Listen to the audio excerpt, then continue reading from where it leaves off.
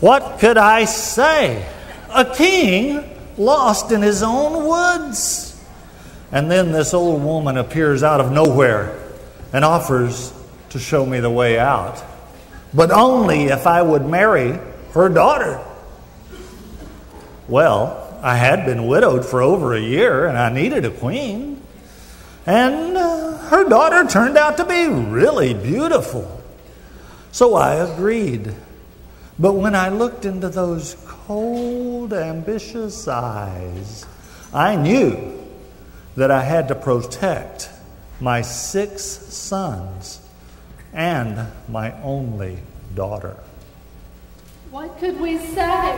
When our father returned that night from the hunt, he insisted that my brothers and I be taken immediately to a palace deep in the woods.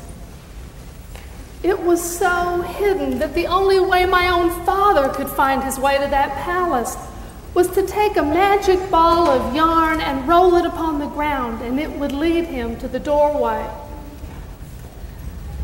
The only people who knew about my brothers and I and this palace and this magic ball of yarn, besides my father, were just a few trusted servants. What could I say as a king's loyal subject when the queen threatened me and my family with her vile magic? I had to tell her. I told her of the king's children and the hidden palace and the ball of yarn. I betrayed my own king because of my fear of this evil woman. What could I say? If I was to possess the kingdom, I had to possess the heart of the king. And if he loved anyone else at all, I had to be rid of them. So I decided to be rid of those children. I set to work immediately, making 6 shirts of white silk, and within each one of them was woven magic. And then one day, when my husband was out hunting, I searched for that ball of yarn, and once I had it, I rolled it upon the ground and followed it with the shirts. And it led me straight to the door of that palace and his sons. What could we say? We saw the yarn, and we thought, our father has come to see us. We ran out to greet him, and instead of our father, it was a beautiful woman with cold eyes and an evil smile. She tossed shirts upon each of us, and at the touch of that white silk, we were transformed into swans, 6 swans.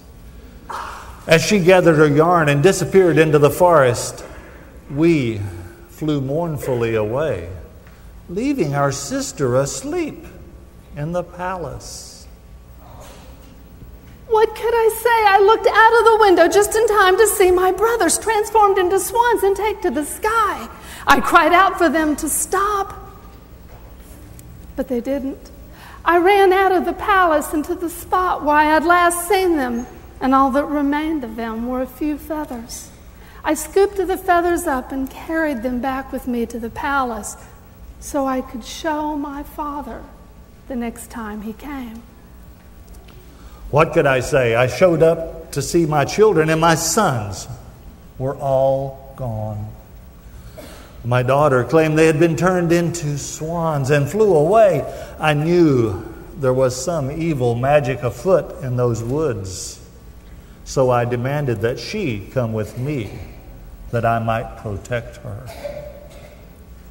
What could I say? I could not disobey my father, but I did not want to leave that palace and abandon all hope of ever seeing my brothers again.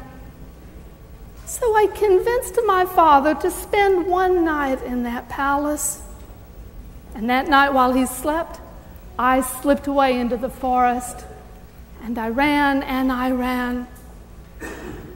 Eventually exhausted, I came to a tiny house and peered in, and there was no one there. So I went inside, and there were 6 beds.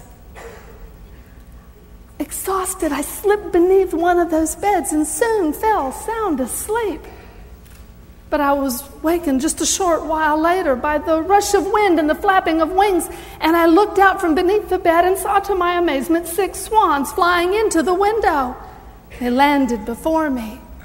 And then I watched as their swan skins fell away, and before me stood my brothers. I let out a cry of joy and crawled out from beneath the bed and greeted them warmly. What could we say? We had to warn her.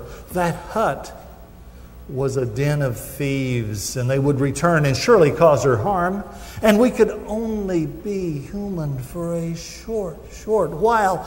We were doomed to be swans forever. The only way that spell could be broken was for our own sister to take a vow of absolute silence for 6 years. And in each of those years, she had to sew a shirt made only of star flowers. It was too much to ask, even of our beloved sister.